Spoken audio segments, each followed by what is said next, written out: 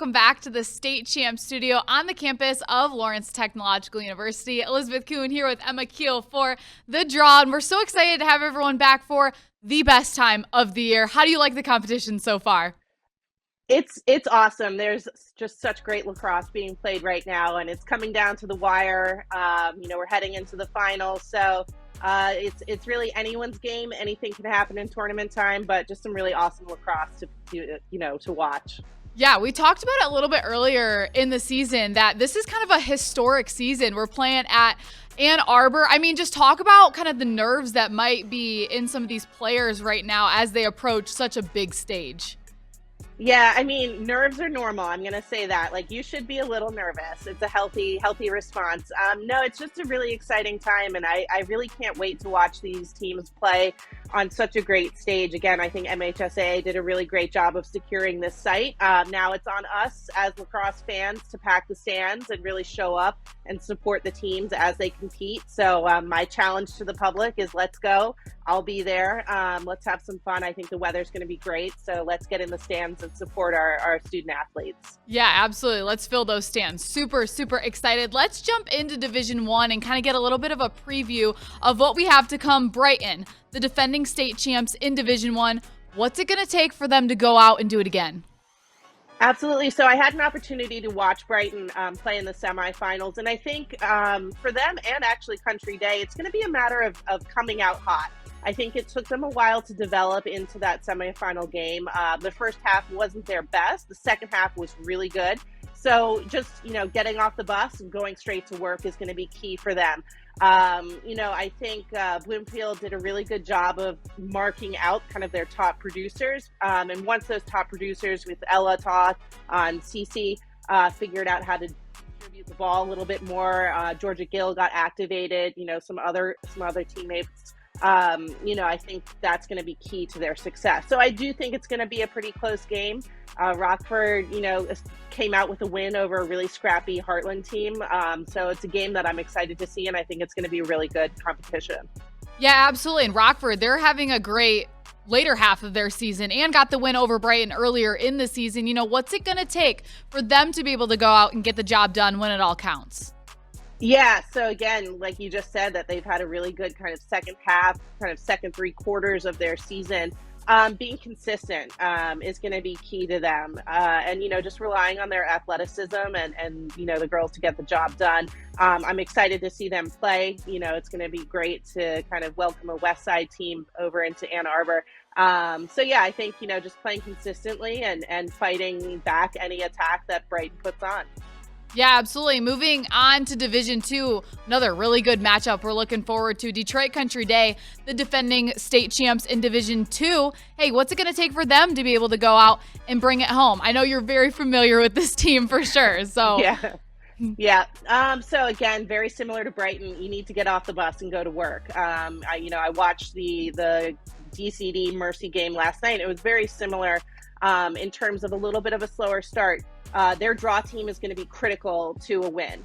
They really need to get the draw team activated and place the ball in the circle where they want it.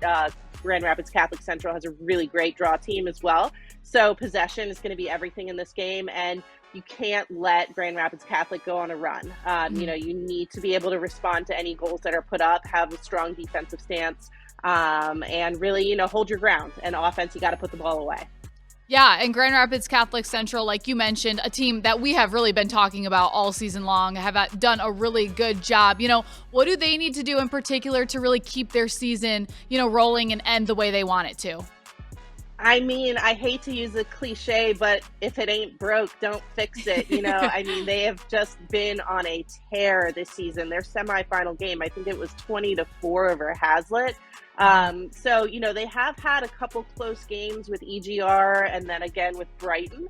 But possession, it's going to be a possession-based game, and it's going to be a game of runs. So I think if they can just kind of keep to their script, especially with that zone defense that's been really stingy this year, the chances are looking good for them. Yeah, and looking at these four teams, just outstanding athletes. What has been special this season that you've seen from these teams that maybe you haven't seen in the past? Yeah, I think the overall theme of this year is the bar is being raised in terms of the quality of lacrosse. I think historically, Michigan, we've seen some really great athletes, play the game. Girls who might, tend towards soccer or something like that and have come back to lacrosse who can run for days. But now the skill and the finesse piece is really catching up. So I think, again, the bar is being raised. We're producing some really great lacrosse players. So it's really exciting time, to be a women's lacrosse player in the state of Michigan. Obviously, the reigning Tewaaraton champion is Izzy Skane, Michigan product. So, great things are happening and I'm on board for it. But yeah, really creative, exciting lacrosse is being played this year. And I think that's a big difference. Yeah, for sure. And you were in this position last year. What advice would you give to maybe some of the players, some of the coaches that might be a little nervous, a little excited heading into this matchup? Yeah, for my players, again, nerves are normal. You're going to be nervous. For my coaches, nerves are normal. I mean, it's a nervous time, but it's an exciting time. I think just stick to your game plan. Rely on your training. Like everything you've done up until this point is, has gotten you where you want to be. So just kind of stick to what you know and push the envelope. And at the end of the day, this is an opportunity to go out and compete. And for most of our players, this might be their final opportunity to compete. If they're graduating senior and they're not playing in college, et cetera, go out and make the most of it. It's so important because, these competitive environments come and go and sadly, end, at some point for most of us. So go out, compete, have fun with it. Coaches, take a deep breath, trust your athletes to get the job done. And again, have fun and really enjoy the day, soak it up, take a moment to, stand in that stadium and, look around and soak in that atmosphere. Yeah, absolutely. Have so much fun. We're so excited. We'll be watching all these athletes. We're so excited to see who comes out on top. But regardless, just an absolutely outstanding season. And Emma Keel, we're going to join one more time for state champs at the state finals. So make sure you guys stay tuned for that. And we'll see what happens. We're super excited. The Draw is presented by Lawrence Technological University. Be curious, make magic. Face Off and The Draw is also brought to you by the Michigan High School Athletic Association, promoting the value and values of educational athletics.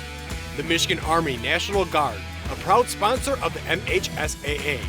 Warrior Lacrosse, Michigan-based, Michigan-built. Visit warrior.com. And the Detroit Athletic Club Foundation's Michigan High School Male and Female Athlete of the Year Award.